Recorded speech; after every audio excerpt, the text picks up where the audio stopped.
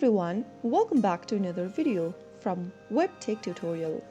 In today's episode, I will be guiding you through how to change language on WorldRemit account. So the process is quite easy, so let's jump into the video right away. First of all, open a web browser and then type in worldremit.com in the URL box and press enter on your keyboard. Once you're signed into your account from the main homepage, go ahead and click on this little drop down right at the top left where you can see the English option by default.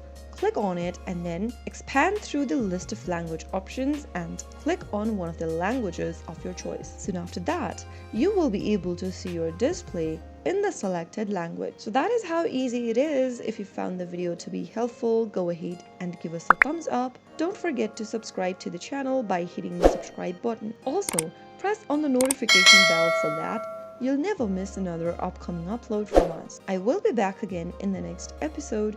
Thank you for watching.